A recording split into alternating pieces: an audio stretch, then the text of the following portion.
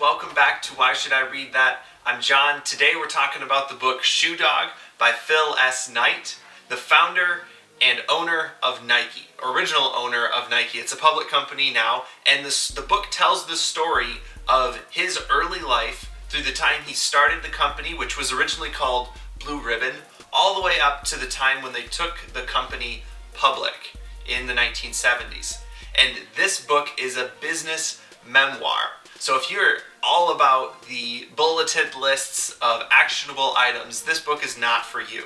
But if you want to have an engaging story of the pathos and ethos of a company as it starts up, an individual who goes through such crazy struggles and interesting situations, I highly recommend this book. And there's three main things that stick out to me as I think of the memoir Shoe Dog.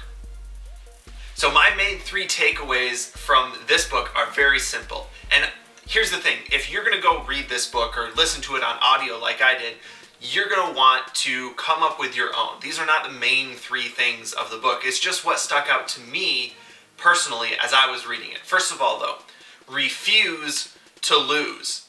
Even when things are tougher than what you imagined when you started.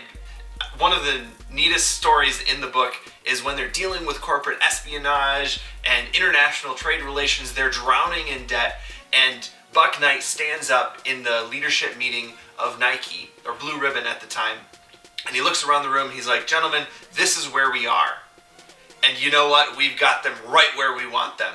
He refused to lose, regardless of the circumstances. So the second thing I took away from this book is that you don't have to let your weaknesses own you. Buck Knight, man, if he was in a company today, he would not be in a good situation because he never responded to people. He didn't give feedback. He wasn't willing to give updates on projects or things like that. His first employee would literally sit in Los Angeles and he's up in Portland writing him letters, asking him how to do things, how to sell, just telling him about the ideas that this individual had, and he would never respond.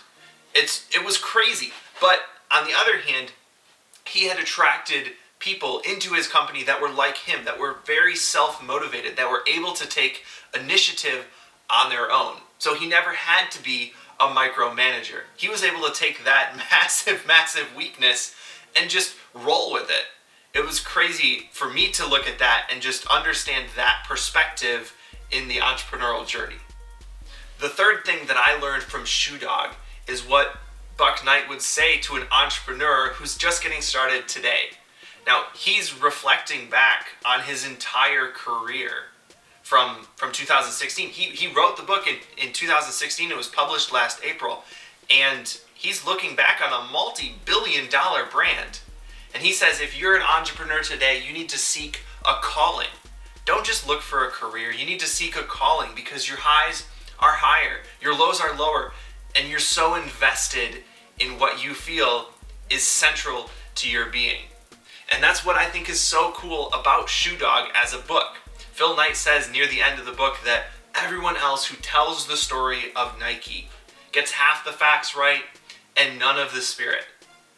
He does what he can from a first-person perspective. It's a first-person shooter of a book, if you will, on the entrepreneurial journey. I love it. It's the mindset of an entrepreneur through the whole story. He goes, like I said, from all the way up till 1975 when they go public. So if you're interested in the entrepreneurial journey, this book is for you because it's engaging and it gives you a perspective that's really undescribable. Thank you so much for watching, guys. Hopefully this video brought you value.